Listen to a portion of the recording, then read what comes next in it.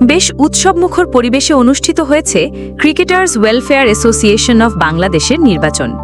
নির্বাচনকে ঘিরে মিরপুর শেরেবাংলা স্টেডিয়ামে ছিল ক্রিকেটারদের মেলা। বৃহস্পতিবার ৪ সেপ্টেম্বর সাদা পাঞ্জাবি পরে ভোট দিতে আসেন জাতীয় দলের সাবেক অধিনায়ক তামিম ইকবাল।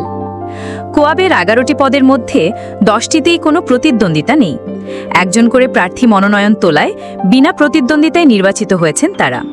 তাই কেবল সভাপতি পদে হচ্ছে নির্বাচন। সভাপতি পদের জন্য প্রতিদ্বন্দ্বিতা করছেন সাবেক জাতীয় দলের ক্রিকেটার সেলিম শাহেদ ও বর্তমান জাতীয় দলের ব্যাটার মোহাম্মদ মিঠুন।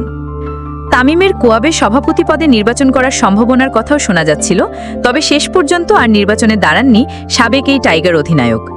কেন নির্বাচন করেননি এমন প্রশ্নের জবাবে তামিম বলেন, আপনারাও জানেন আমি কী কারণে কোয়াব নির্বাচনে আসিনি। আশা করি আপনারা বুঝতে পারবেন। প্রথমবারের মতো চোখের সামনে কোয়াব নির্বাচন দেখে উচ্ছ্বসিত তামিম। তিনি আরও বলেন, এমন অনেক সিনিয়র ক্রিকেটার আছেন যার সঙ্গে আমার জীবনে প্রথম দেখা হয়েছে। এটা সুন্দর কার্নিভালের মতো হলো। ব্যাপারটা সুন্দর, এটা ধরে রাখতে হবে। কঠিন সময় এখন শুরু হবে। রিফর্ম করা, নির্বাচন করা, নতুন সভাপতি, কমিটি তো প্রায় পেয়ে গেছি। তারপর যে কাজগুলো সেদিকে মনোযোগ দিতে হবে।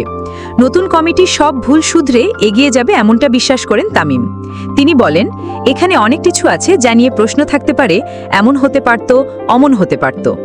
আমাদের মূল ইচ্ছা ছিল নির্বাচনটা হয়ে যাক, কমিটি হয়ে যাক। তারপর তাদের হাতে 2 বছর সময় থাকবে। এর মধ্যে সব সিস্টেম্যাটিকভাবে করে ফেলতে হবে। এখন পর্যন্ত খুব ভালো লাগছে।